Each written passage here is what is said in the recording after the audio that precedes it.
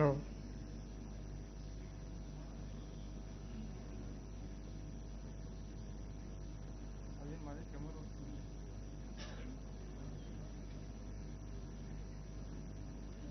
Hello. Check. Adavane.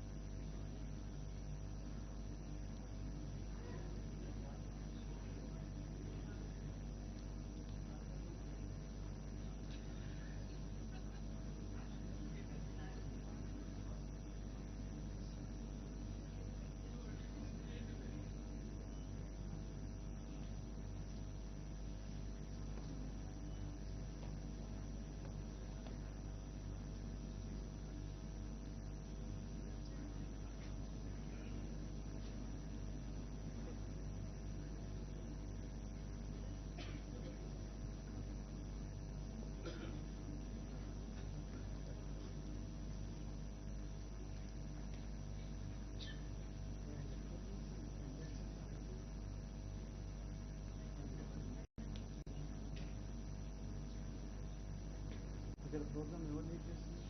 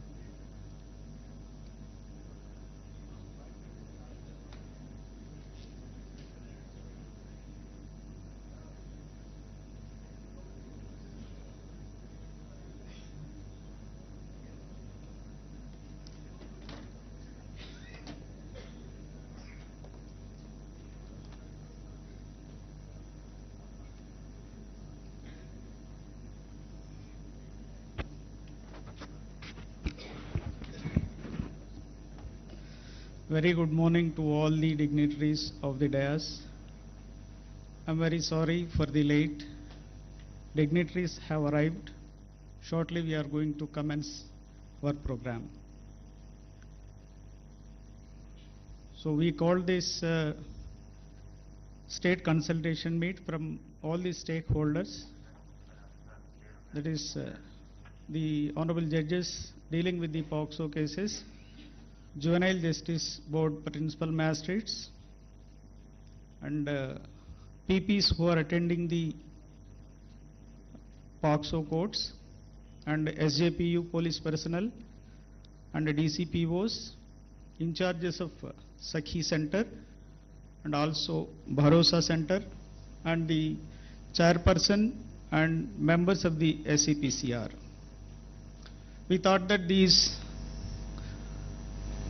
officers are very relevant as they are dealing with the POSCO offences. So with this, for this 2 days consultation meet, I hope that you will enrich or further add to your knowledge to dispense justice to the victims. Thank you for your patient sitting. Thank you for your kind cooperation.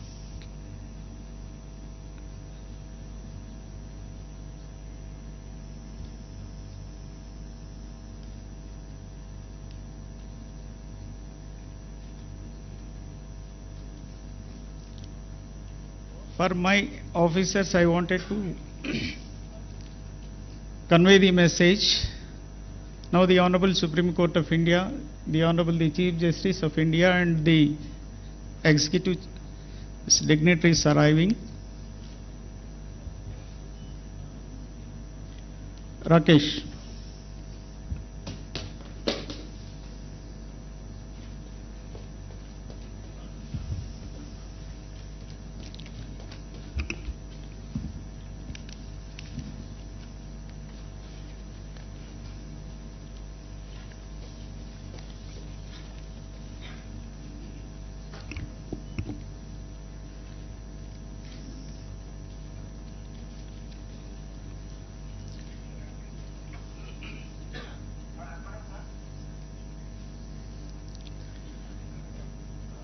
Kindly be seated.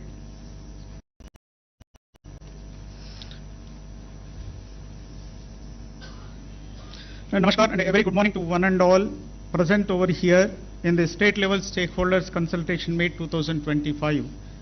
Before we begin with today's consultation meet, let us take a moment to acknowledge one of the most urgent responsibilities we share as individuals, as professions, and as a society. Every child has the right to grow up in a safety, dignity, and without fear. Sexual abuse is a profound violation of that right, with lasting consequences that affect not just the individual but the fabric of our communities. It is our duty to ensure that survivors are heard, believed, and supported, and that system of prevention, justice, and care are strengthened and enforced. It is with that spirit this state level stakeholders consultation meet is being held today under the aegis of Women's Safety Wing, Women Development Child Welfare Department, UNICEF, and Telangana State Legal Service Authority in this auditorium. Dr. MCRHRD, Human Resource Development, Hyderabad, in the august presence of my Lord Honorable Sri Justice Suryakant, Judge, Supreme Court of India, and Executive Chairman, NALSA, and the Honorable Chief Minister of Telangana, Honorable Sri Revanth Reddy Garu, and my Lords, Honorable Sri Justice Sujaypal Garu, Acting Chief Justice for the State of Telangana and Patron-in-Chief of Telangana State Legal Service Authority, and Honorable Sri Justice P. Samkoshi Garu, Judge, High Court for the State of Telangana and Executive Chairman of SALSA, and other honorable judges of the High Court and other dignitaries, a very good morning. I Panchakshri, Member Secretary, Telangana State Legal Service Authority. On behalf of all the 4 departments, I welcome you to this consultation meet. The dignitaries of the dais, participants present over here who have graced the occasion, ladies and gentlemen, to the city of pearls and a historic and culturally rich metropolis, Hyderabad. We are deeply honored to have among us a galaxy of distinguished dignitaries whose presence today elevates the significance of this occasion. May I now invite our today's chief guest, Honorable Sri Justice Suryakanth Garu, Judge, Supreme Court of India and Executive Chairman, National Legal Service Authority, to kindly grace the dais. I request Sri D. Kiran Kumar Garu, Secretary DLSA, to escort the Honorable Suryakanth Garu. Now I humbly invite today's our guest of honor, Honorable Sri A.Revanth Reddy Garu, Chief Minister of Telangana State, to kindly adorn the dais, and I request M.A. Javed Pasha Garu to kindly conduct our esteemed guest.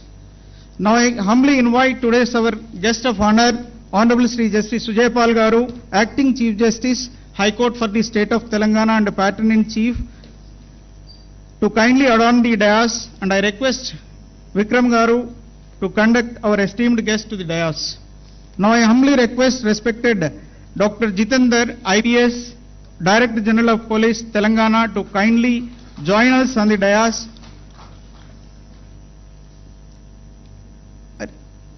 Now I request respected Madam Cynthia McCaffrey, representative of UNICEF India, to kindly take the seat on the dais, and I request Milind Kamble, Secretary, Legal Service Authority, to escort Madam. To begin with, I humbly seek permission of the Honorable Chair to declare the inaugural session as open.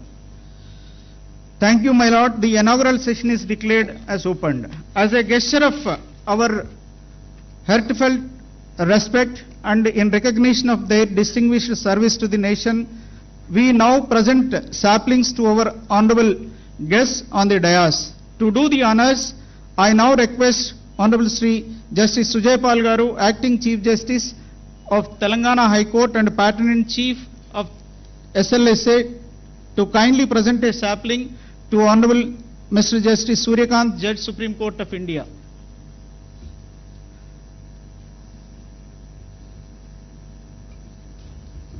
Sapling.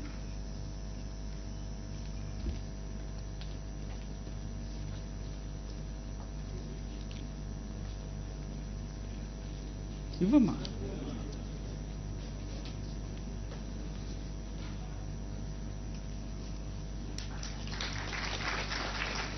May I now request Honorable Justice Maushmi Bhattacharya Madam, Judge, High Court for the State of Telangana, to present a sapling. No, Milord. I request Honorable Sri Justice P. Samkoshi Garu, Judge, High Court for the State of Telangana, to present a sapling to Honorable Sri Justice A.Revanth Reddy Garu.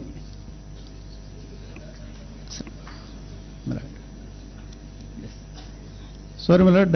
Honorable A.Revanth Reddy Garu, Chief Minister of Telangana State.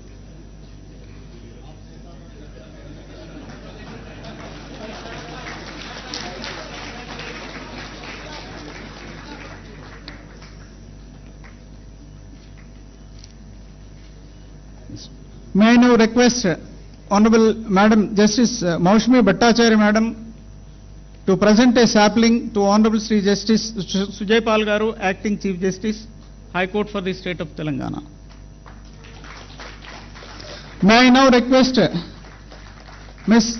Charu Sinha Madam, Additional DGP CID, Women Safety Wing, to present a sapling to Sri Dr. Jitendra, IPS, DGP Telangana. Now I request Sri Dr. Jalalam B. Tafassi, Chief Field of Office, to kindly present a sapling to Madam Cynthia McCaffrey, representative of UNICEF India.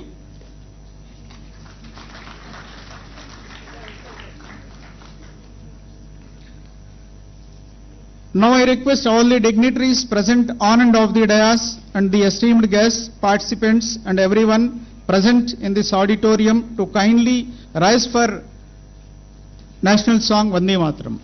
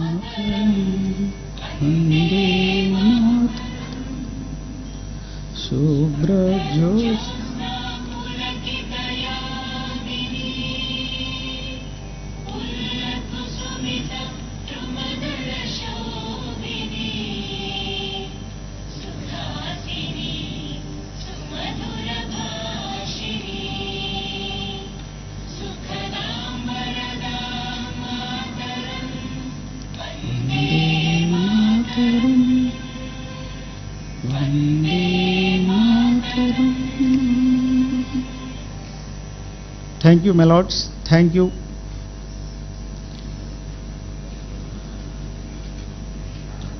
May I now request Madam Cynthia McCaffrey, representative of UNICEF India, to kindly deliver the welcome address. Madam, please.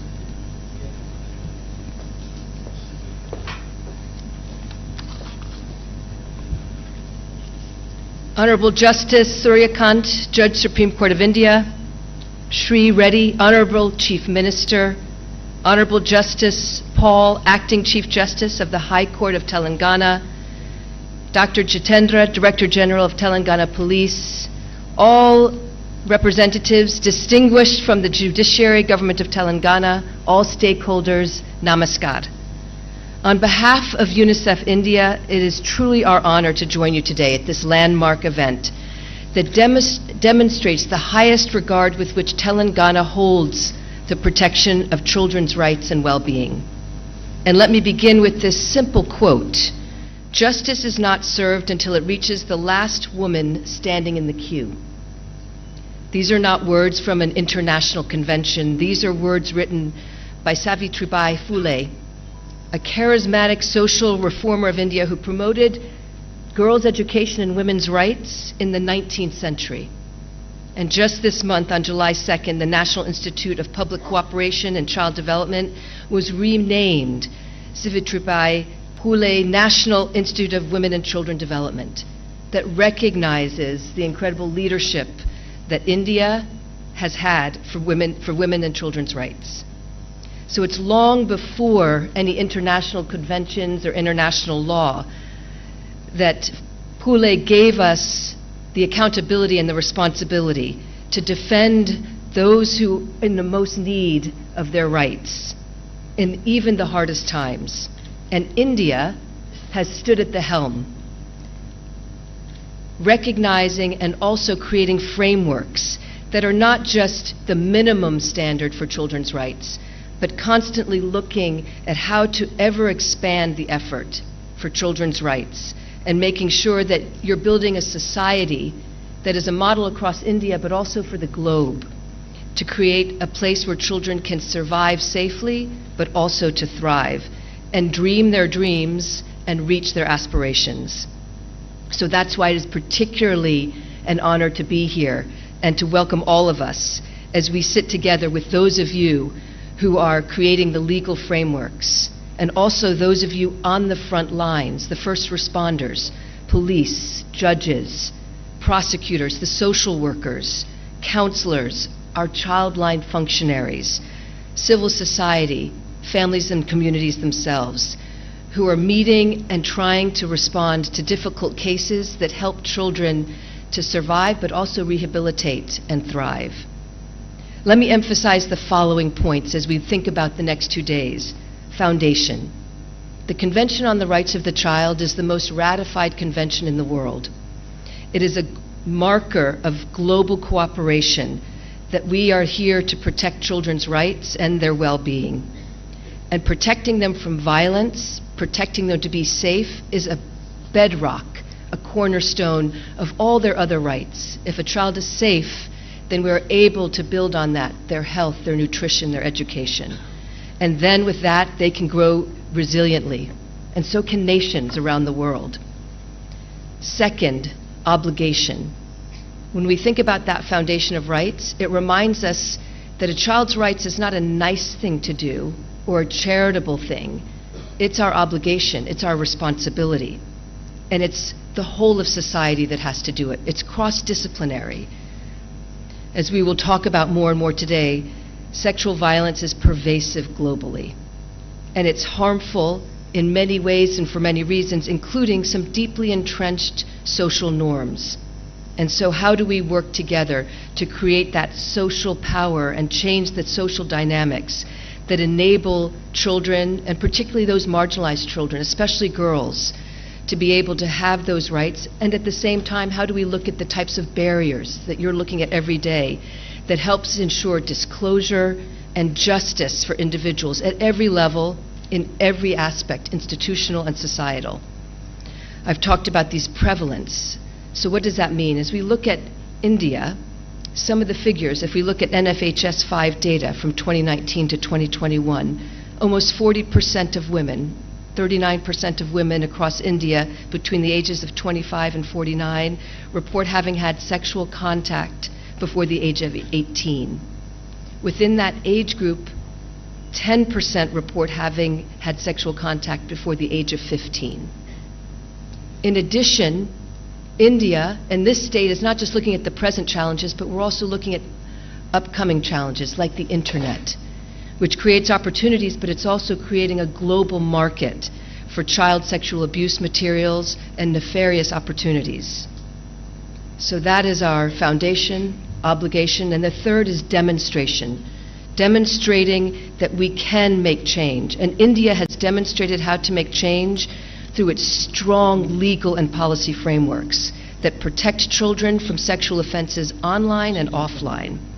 And it's commendable what India has done as we look at services that provide to survivors special courts, legal aid, support persons, one-stop centers, and other services that help rehabilitate children. And they build on strong foundations that we see in the Ministry of Women and Child Development through Shakti and Vatsalya missions. This demonstrates India's commitment, but also building these strong foundations and meeting its obligations for children. I'm glad to be here because I've had the opportunity to talk directly about Bharosa centers by the Telangana Women's Safety Wing, the SHE teams, the Bal Raksha Bhavans of all child protection services coming under one roof, converged in one place, which is what children need.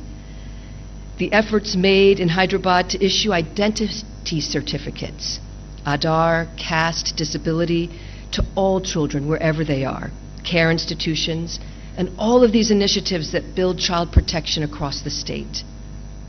My fourth is steadfast action.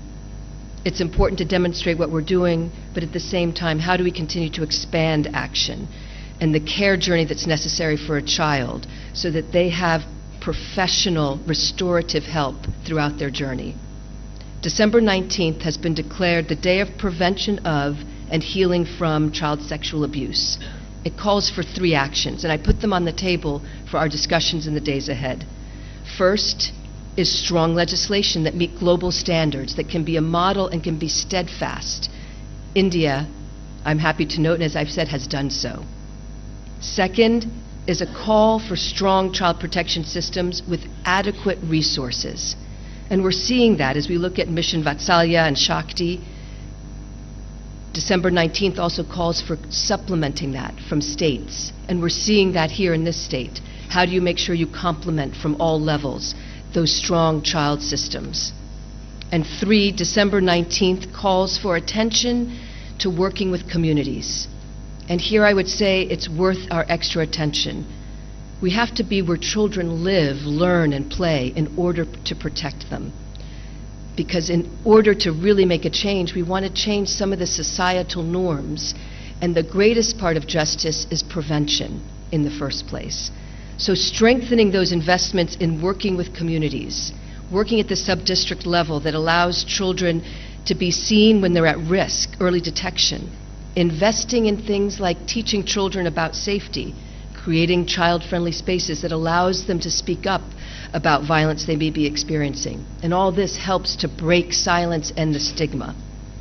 Closer to communities also means it's easier to talk with adolescents who are often at a crossroads, and being able to talk to adolescents, giving them education that gives them agency, as well as the ability to make informed decisions.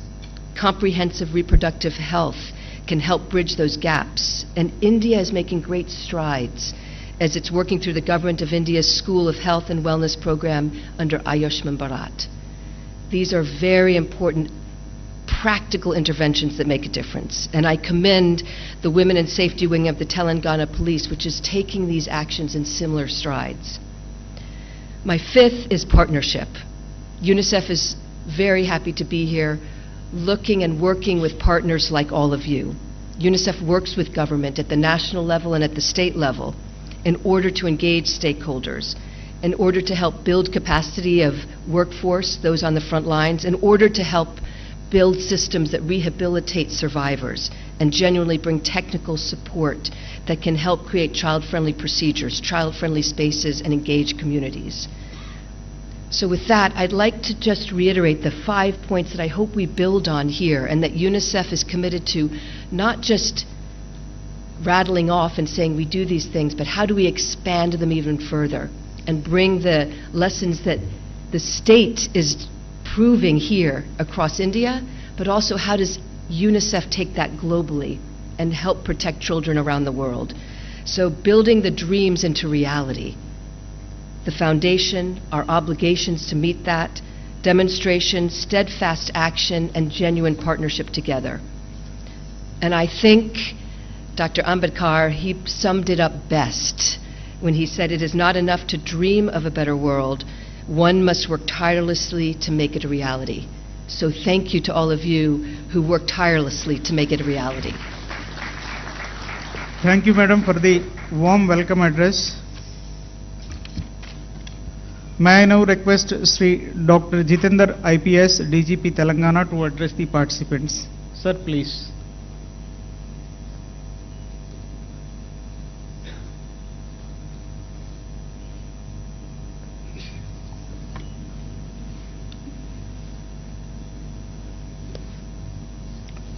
Honorable guests for today's conference for ensuring justice, rehabilitation and reintegration for child victims, strengthening POSCO and child protection ecosystems. Honorable Justice Shri Surya Kanji, Judge Supreme Court of India and Executive Chairman, National Legal Services Authority. Honorable Shri Revanth Reddy Garu, Chief Minister of Telangana State. Honorable Justice Sujay Paul, Acting Chief Justice, High Court of State of Telangana and Patron in Chief, Telangana State Legal Services Authority. Cynthia McFerray, representative of UNICEF in India. All the Honorable Justices of Telangana High Court, members of Judiciary, esteemed dignitaries, police and other government officials, civil rights experts, representatives of civil society and development partners, especially Ms. Charu Sinha, Chief of Women's Safety of Telangana Police, and Ms. Anita, Secretary for Women and Child Welfare Department, and all boys and girls, good morning. It is a privilege to be part of national platform that brings together key stakeholders committed to child protection and justice delivery under POSCO Act, Juvenile Justice Care and Protection of Children Act. At the outset, I extend my warm greetings to all the participants and commend the efforts of Judiciary, Women's Safety Wing of Telangana, Women and Child Welfare of Government of Telangana in organizing this critical and timely conference. POSCO Act and the Juvenile Justice Care and Protection of Children Act are most significant legislations in this country towards child safety and dignity. Yet more than a decade after this enactment, we still face real challenges on the ground. Some challenges are like delays in trials, high rates of witness withdrawal, inadequate convergence between the systems, and most importantly, the risk of re-traumatizing the child while seeking justice. Conference rightly places its focus on rehabilitation and reintegration, not as secondary aspects but as central pillars of the justice process. In Telangana, we have tried to respond to these gaps through a unique systemic innovation that Bharosa Centers. It was established in Telangana and now it is scaled to 29 operational centers as one-stop crisis response and integrated support system for survivors of rape and child sex abuse. It brings together police, legal, medical and psychological services under one roof, away from police stations and hospitals as is evidently required by the POSCO Act.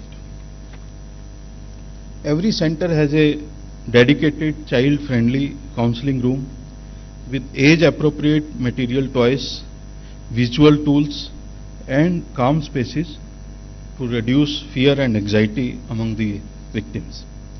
Child psychologists and counselors trained in child-specific communication methods as well as medical and paramedical support persons provide key roles during this BNSS statement, medical examinations and helping investigating officers elicit trauma-informed disclosures.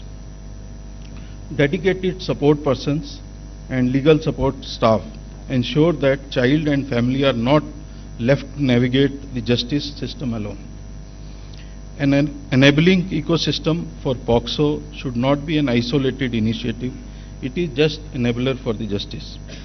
We now operate one of the country's most advanced child-friendly courtrooms, facilitated through Hyderabad Bharosa Center, where children can depose without entering into so-called intimidating courtrooms environment, does not have to confront the accused, and feel free as well as confident. This is being scaled across all the districts in the state of Telangana. Convergence between Bharosa and juvenile justice system, including CWCs, DCPWs, JJBs and the courts, should grow further to become a comprehensive model for inter-agency collaboration. We have built strong referral system, fast-tracked it, medico-legal processes and ensured timely access to victim compensation as well as established an emergency victim assistance fraud. Despite its progressive framework, the juvenile justice system continues to face some challenges. The convergence between juvenile justice boards, CWCs, police and support services often lacks consistency and structure. Delays in rehabilitation planning, weak legal aid and inconsistent application of child-friendly procedures contribute to gaps in justice delivery process. Additionally, limited access to psychological counseling and slow victim compensation processes hinder full reintegration of child into the society. Observation and children home often are regarded as operating under suboptimal conditions, poor hygiene, lack of medical personnel, inadequate security and limited educational or vocational support. Many homes lack trained staff and structured rehabilitation pathways, leading to emotional disengagement and increased risk of absconding. Weak admission documentation and monitoring systems further compromise child safety and traceability.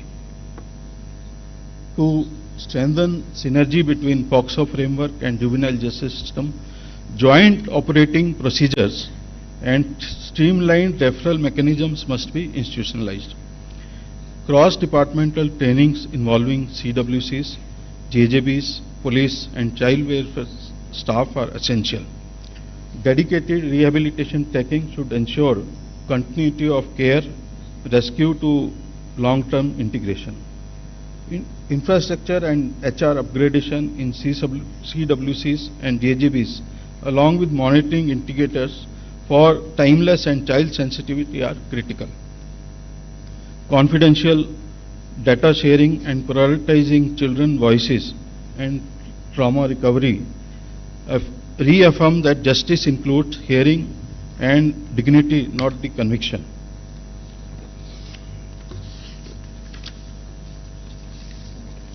Let the conference be a platform not just for deliberation but for commitment.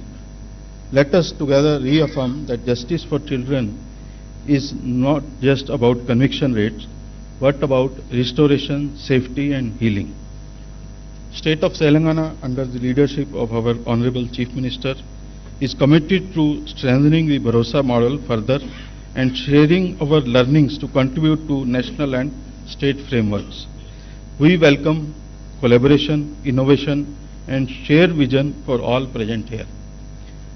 Let us all be together and take care of life and dignity of all people who deserve it. Thank you. Jai Hind. Thank you, sir, for your special address on this inaugural session. I now request Honorable Mr. Justice Sujaypal Garu, Acting Chief Justice, High Court for the State of Telangana and Patron-in-Chief, Telangana State Legal Service Authority, to kindly illuminate us with your Honor's special address.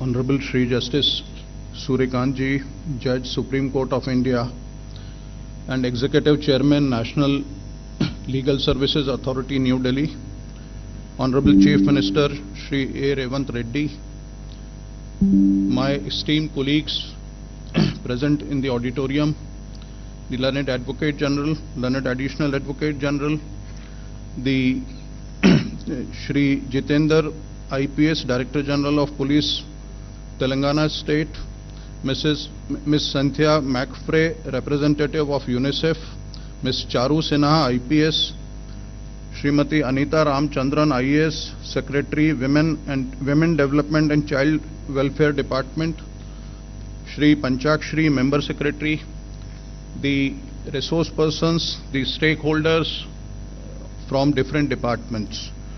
Very good morning and welcome to all of you to this very important meet today, where we would like to discuss frankly about the issues before us so that we can come to a conclusion. But before coming to that, I would like your attention on the very, very relevant data which will show us the picture regarding POSCO matters. In December 20, the pending cases in Telangana regarding POSCO were 5267. In December 21, it became 6828. In December 22, it became 10,589. Comparing from December 20, when it was 5267, in December 22, within 2 years, it became almost double, 10,589. In January 23, it was 10,605, and at present data is available up to October 24, where the figure was 8308. This alarming increase is only one aspect of which causes worry. The another aspect and the another data which is more alarming, which is more dangerous, is that 98% accused are either family members, relatives, friends or neighbors. And therefore, in such a situation, a child victim who is subjected to sexual abuse, it is very difficult to withstand the social pressure, and in most of the cases our experience is that that victim turns hostile because of the family and social pressure. In that event, what is very important to record conviction and stop this is the scientific evidence, the other circumstantial evidence. And therefore, the idea to bring everybody under one roof, that every stakeholder, the education, the police, the health department, the R&B, everybody who is taking care, who is the stakeholder, should be under one roof so that we can identify the issues and solve the problems. I'll give a very small example that when a child enters a school, her or his name is registered in admission register, we sometimes called as Dakhil Kharij register. A small overwriting in date of birth in that school register can give benefit to the accused if at later point of time that child is subjected to any sexual abuse. Likewise, as I said, that scientific evidence in cases of POSCO are very important. Now the Government of India has come up with a complete protocol of DNA, how to procure a sample, how to keep a sample, in which temperature it is to be kept, what is the shelf life, what is to be taken care of. And there is a judgment of Supreme Court on that, if I correctly remember, authored by Honorable Justice Bala. The entire chain, the time from where the sample was taken and how it travels to the FSL and then how the report is prepared, this entire chain needs to be established meticulously. And even one break of chain anywhere ultimately gives benefit to the accused. A checklist can be prepared so that all these possibilities can be eradicated. These are very sensitive issues because ultimately victim is a person about which the organizers have rightly given the name that it is a conference for giving voice for the voiceless. So what my understanding is that in all these technical sessions where the experts and resource persons will address you, please feel free to tell you about your problems in your department which you are facing, and please interact with the resource persons, please interact with the other departments. I'll give a small example of a similar conference in my parent state. A young lady constable stood up in a session and she said that when we take the victim, the child with their parents after the sexual abuse to the hospital, we are required to wait for 5 hours, sometimes for 6 hours because the doctor is busy elsewhere. And it is such a traumatic thing for that small child and their family members that sometimes the family members withdraw their consent for the medical checkup. We discussed it in the conference and the head of the medical department stood up and he said that from Monday itself we will prepare a roster where in every hospital a dedicated doctor will be there whose first responsibility will be to take care of and attend that child. So these are small things, but this makes a difference how we treat the child, how we give her an atmosphere and how sensitive we are. And therefore I'll request all of you that when a file comes before you as a judge or file comes before you in a FIR before a police station or a file comes as a doctor before you, please remember that the word file and life has same letters, L-I-F-E and F-I-L-E, and every file has a life within it, and therefore this session was rightly called as Voice for Voiceless. I'll end with the request that everybody should deal this matter, these aspects with utmost sensitivity. A poet said, अपना गम लेकर कहीं और न जाया जाए, अपना गम लेकर कहीं और न जाया जाए, घर में बिखरी हुई चीजों को सजाया जाए, घर से मस्जिद है बहुत दूर चलो यूं कर लें, घर से मस्जिद है बहुत दूर चलो यूं कर लें, किसी रोते हुए बच्चे को हंसाया जाए. Take your sorrow somewhere and don't let it be seen. Let's arrange these scattered things in the house. The place of worship is far from home. Let's take a walk. Let's make a crying child laugh. Thank you very much. Thank you, my Lord, for the inspiring and thought-provoking special address on this occasion. May I now request Honorable Sri Revanth Reddy Garu, the Chief Minister of Telangana State, to deliver special address. Sir, please.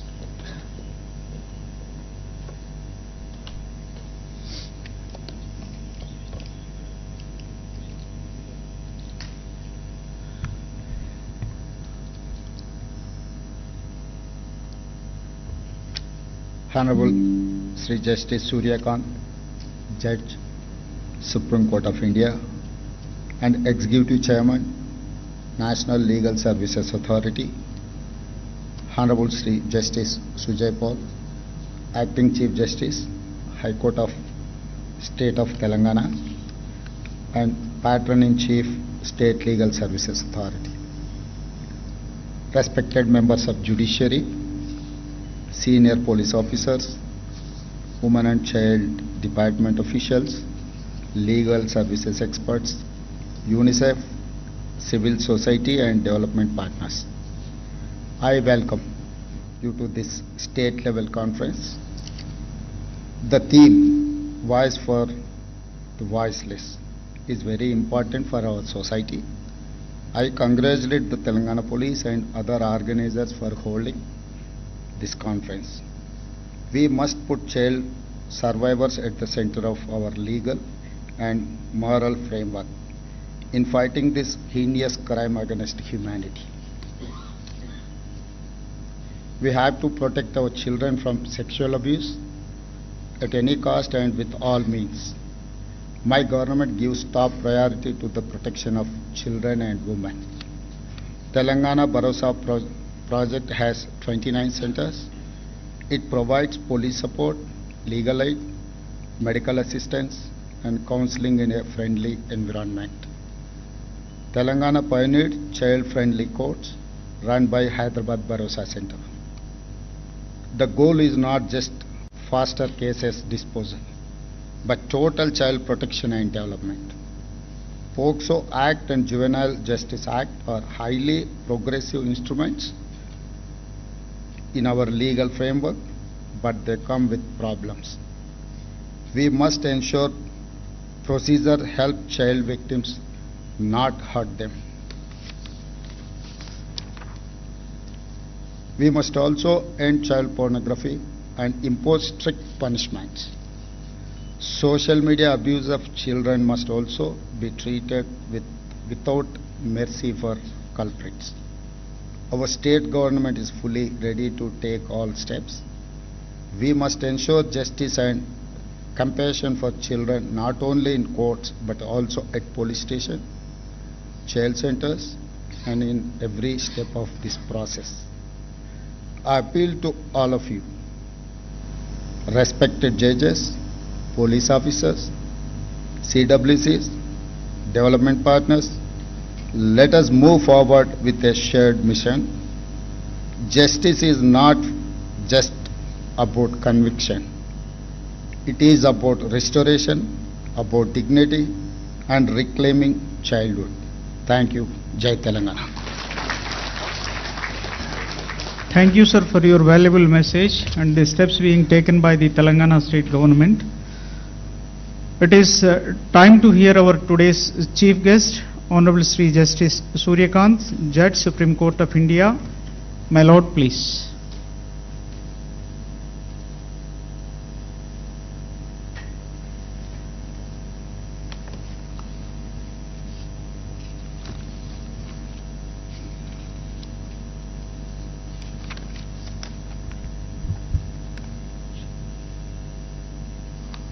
Shri Revanth Reddy, Honorable Chief Minister, State of Telangana,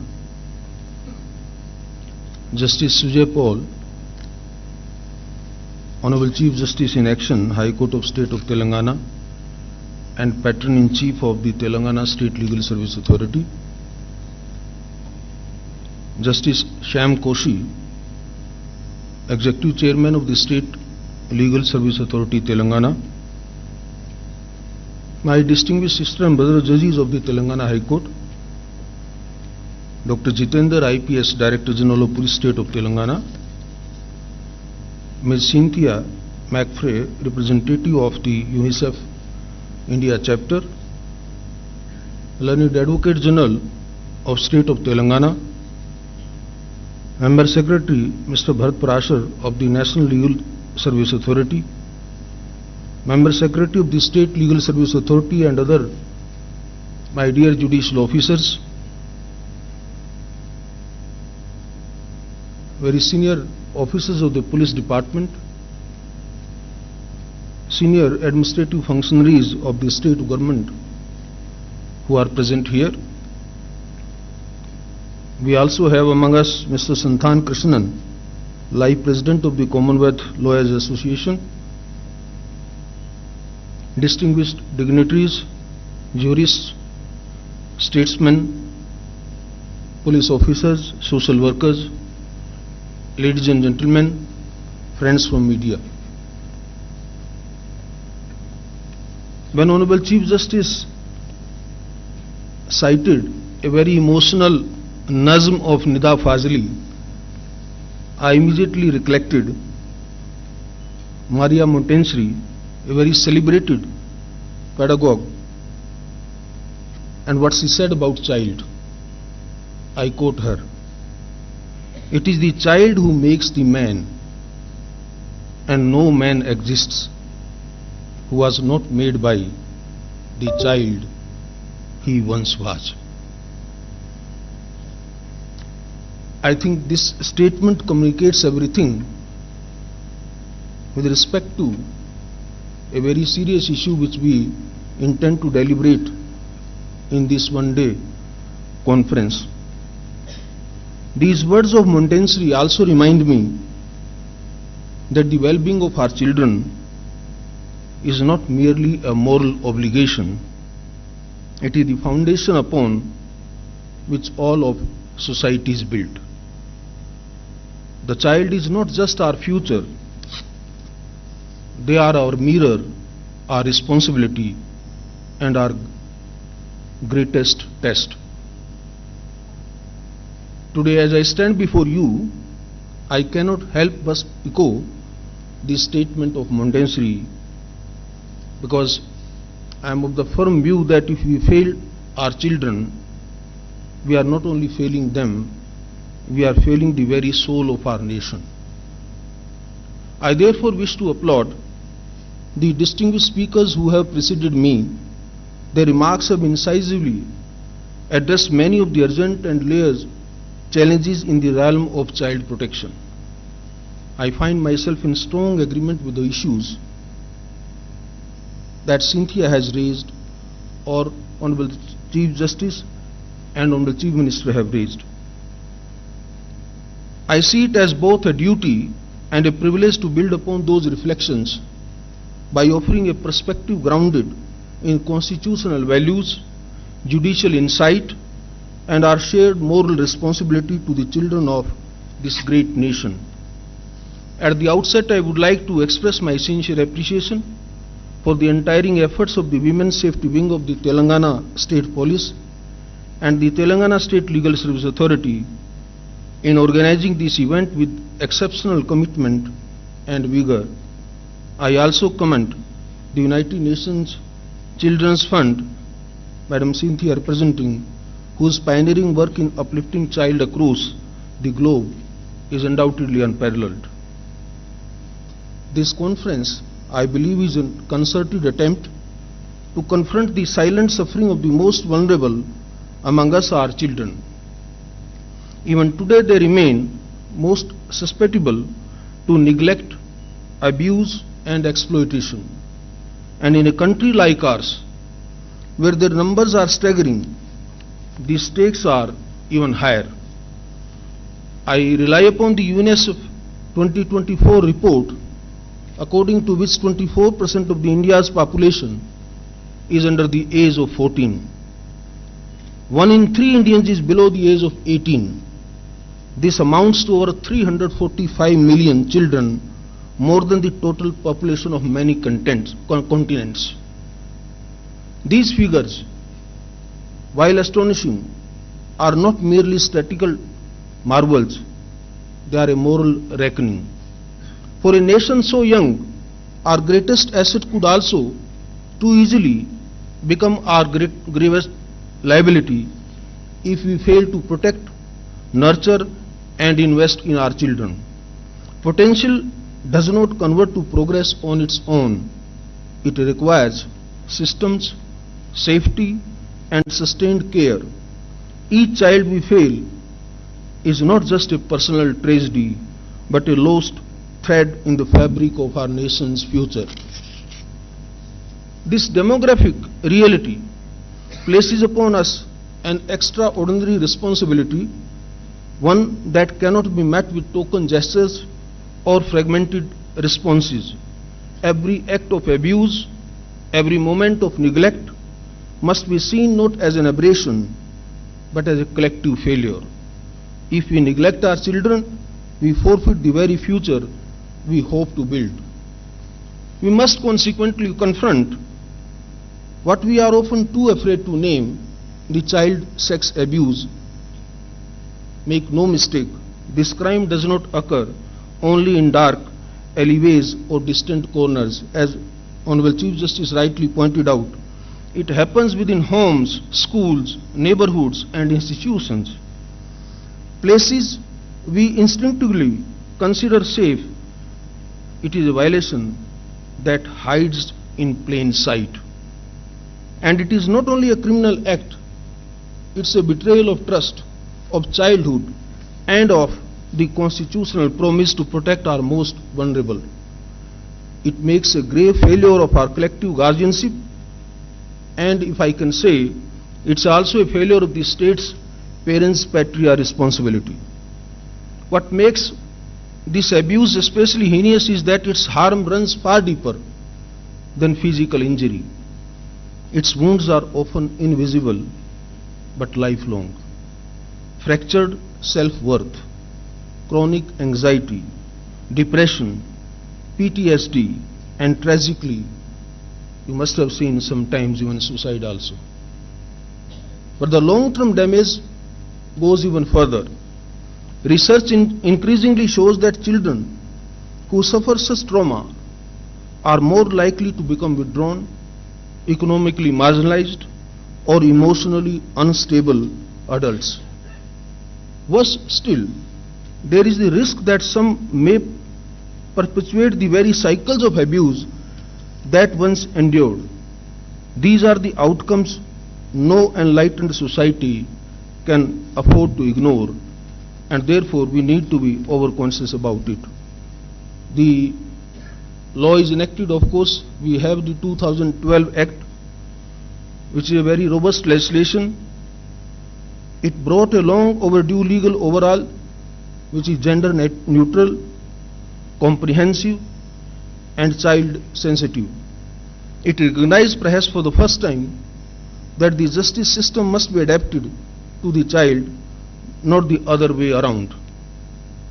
But a law is not only as strong as its implementation. Special courts remain unevenly distributed. Police forces are often undertrained in trauma-informed investigation. Schools rarely speak about consent, autonomy, or safety. And even in judiciary too, we are insufficiently sensitized to the unique vulnerabilities of the child victims. In light of these realities, the path forward must be carefully and compassionately charted. There is where the agenda of this conference becomes so vital. As a lifelong student of law, I have experienced firsthand how even well-meaning systems often place disproportionate emphasis on punishing the perpetrator, while the child, whose life has been irreversibly altered, is left unheard, unsupported, and often re-traumatized by the very mechanisms meant to help. Justice becomes synonymous with conviction instead of recovery. If some of you will recollect, in 2014 onwards, I have been speaking about invisible victims of system, and that is what precisely I meant to say. Consider the case of a 10-year-old made to recount her trauma repeatedly. Before whom? To a teacher, a police officer, a medical examiner, a lawyer, and then a judge. With each retelling, her voice grows fainter until it vanishes altogether. This cannot be called justice. It is distress compounded by process. When the system forgets the child in its pursuit of the accused, it fails them both. This imbalance is not incidental, it is structural. That is why the focus on rehabilitation at this conference is both timely and necessary. Our child protection framework, though well-intentioned, remain disjointed and under-equipped. What we need is a fundamental shift, one that sees the child not as a passive witness in a criminal trial, but as a person in urgent need of sustained and holistic care. True justice for a child begins not in the courtroom, but in the moment they feel safe and secured within and outside the four walls. It begins in the hands of a counselor, the embrace of a caregiver, and the assurance that they will not have to walk alone. Reintegration must not be an afterthought. It must be the foundation of our response. Because a child's healing is not just a legal requirement, it's a moral obligation. And in this context, and knowing the Indian, our societal background, it is a constitutional commitment also. As we look to the path ahead, one truth becomes abundantly clear. The task of protecting and supporting child victims is far too important to be left to the legal system alone. Not only is it a responsibility of the judiciary, police or social workers, it is in fact a collective national duty. Every institution, every stakeholder, and indeed every citizen has a role to play in creating an ecosystem where children are safe, heard and helped. We must move away from reactive justice to a more proactive, compassionate model where rehabilitation is not a footnote but the foundation. In this regard, I would be remiss not to acknowledge and commend the pioneers' efforts initiated in the state of Telangana and particularly in the city of Hyderabad. As the Director General of Police explained, the Bharosa centers here have really emerged as a model of what integrated, victim-centric support should look like. By offering a one-stop facility where child and women victims of violence can access police assistance, legal aid, medical care and psychological counseling under one roof, these centers exemplify what sensitive and holistic justice delivery should aspire to be. They demonstrate that with the right vision and commitment, it is possible to ease the child's journey through the justice system, minimizing the pain and agony and maximizing the care. Similar appreciation is due to the NALSA's novel child-friendly legal service scheme of 2024, which envisions a trauma-informed, child rights-driven ecosystem. It is not only ensures courtroom dignity but the provision of psychological care and compensation to the victim. It is my earnest appeal that such best practices be assimilated and adapted across the length and breadth of the country. Whether it is the level of the state policy, institutional design, or community intervention, we must commit to replicating and scaling such models. Let us therefore take inspiration from what has worked and build upon it, ensuring that no child anywhere in India is left to navigate trauma alone. In doing so, we not only uphold the letter of the law, but the spirit of our Constitution, which promises every child the right to dignity, safety, and opportunity. I would like to conclude at this juncture by briefly alluding to the words of a stalwart of human rights, Nelson Mandela, who once rightly said, and I quote, "There can be no keener revelation of a society's soul than the way in which it treats its children. Ladies and gentlemen, our work is far from complete until our children experience meaningful restorative justice, where the systems meant to protect them do not re-traumatize, and where their healing is prioritized outside along with accountability. This conference has brought together a range of voices, legal minds, administrators, caregivers, jurists, and protectors united by a common purpose. But beyond the deliberations and draft recommendations, that's my humble submission, we must take back with us a renewed sense of moral urgency. Laws, however well written, are only as effective as the compassion with which they are implemented. Systems, however well structured, are only as just as the people who operate them. Strengthening the POSCO framework and child protection ecosystems will require vigilance, innovation, and above all, empathy at every level. Let this conference, therefore, mark a turning point not only in the policy but in a national consciousness. Let us vow that no child will be made to feel that their pain is a footnote or that their dignity is conditional. Let us make our nation not merely compliant with law but radiant with justice, for it is in the safety of our children that the soul of our republic truly lives. Thank you very much. Thank you for giving this opportunity. Jai Hind, Jai Bharat. Thank you, my Lord, for enlightening us on different aspects and need for the POSCO Act and enriching us with words of wisdom, which I am assured that they will guide us in the days to come. Indeed, it is a distinct honor and a privilege to have amongst us Honorable the Judge, Supreme Court of India, and the Executive Chairman, National Legal Service Authority, whose august presence has illuminated today's consultation meet on the topic of voice for the voiceless and rights and protection of children of sexual abuse.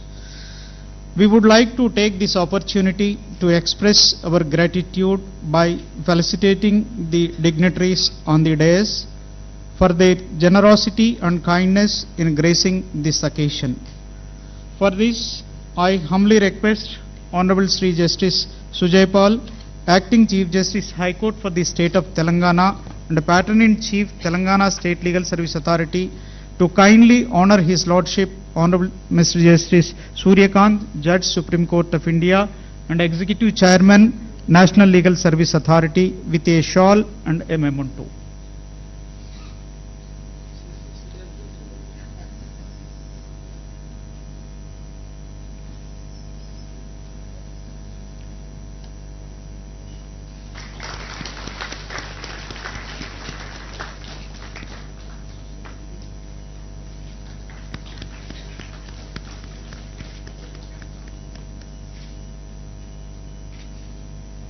Thank you, my Lord, for accepting the felicitation.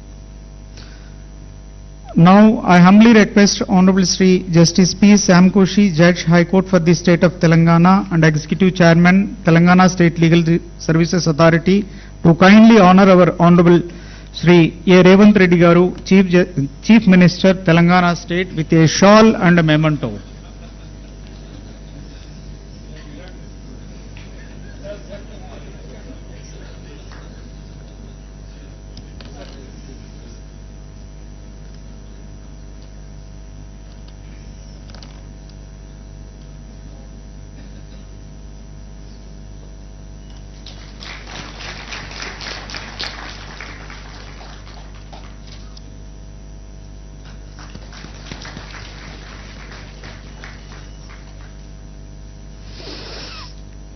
May I now humbly request Honorable Srimati Justice Maushmi Bhattacharya Madam, Judge, High Court for the State of Telangana, to kindly honor our Honorable Sri Justice Sujay Paul Garu, Acting Chief Justice, High Court for the State of Telangana, with a shawl and memento.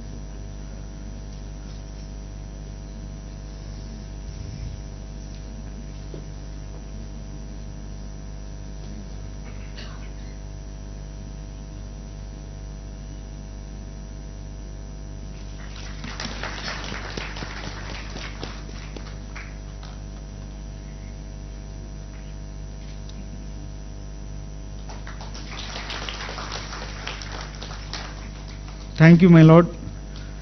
Now I humbly request Ms. Charu Sinha, Additional DGP, CID, Women Safety Wing, Hyderabad, to kindly felicitate Sri Dr. Jitendra IPS, DGP Telangana, with a shawl and memento.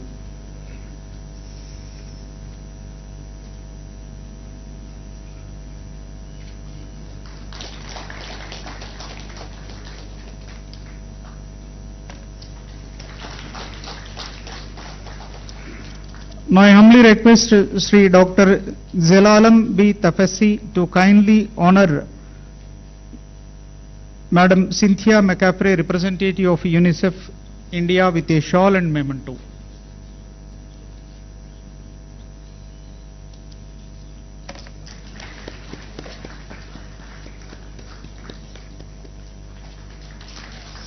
Thank you, madam.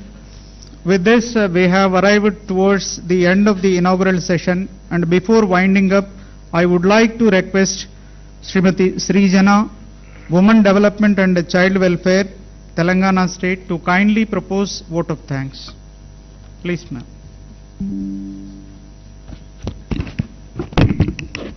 Namaskar to every dignitary, guest and participant gathered here. Today, we stand united by a cause that transcends profession, politics and power, protecting the innocence of our children and giving them a safe childhood. On behalf of the Telangana State Legal Services Authority, Women's Safety Wing, Department of Women Child Development and UNICEF, I express our deepest gratitude to Honorable Justice Suryakant Garu, whose presence reaffirms that the highest court of our land remains a steadfast guardian of child rights. We are inspired by the commitment of Honorable Chief Minister Revanth Reddy Garu and the Honorable Acting Chief Justice of Telangana, Shri Sujay Pal Garu. Their leadership sends a strong message that justice for our children is not optional. It is urgent and non-negotiable. To DGP, Dr. Jitendra sir and Ms. Cynthia McCaffrey, we are grateful for your voice and your action. Your work reminds us that systems are strengthened when hearts lead the way. To the judges, officials and partners, activists, thank you. You are the architects of change and the silent warriors who protect those who cannot speak. As we step into the technical sessions, may our collective voices echo louder than the silence and our shared action be the bridge between the law and justice. Thank you. Jai Hind. Thank you, ma'am. Now I seek the permission of the Honorable Chair to declare the inaugural session is closed. Thank you, my lords. The inaugural session is declared closed. I now request all the dignitaries present on and off the dais, all esteemed guests, participants and everyone present in the auditorium and who are witnessing this inaugural session virtually to kindly rise for national anthem. जनगण मन अधिनायक जय हे भारत भाग्य विधाता पंजाब सिंध गुजरात मराठा द्राविड उत्कल बंगा विंध्य हिमाचल यमुना गंगा उच्चल जलधि तरंगा तव शुभ नामे जागे तव शुभ आशीष मांगे गाहे तव जय गाथा जन गण मंगलदायक जय हे भारत भाग्य विधाता जय हे जय हे जय हे जय जय जय जय हे. Thank you, my lords. Lunch is arranged for the participants at Tungabhadra Trupti Hall, and for the VIPs adjacent to this auditorium, I request all the participants to join.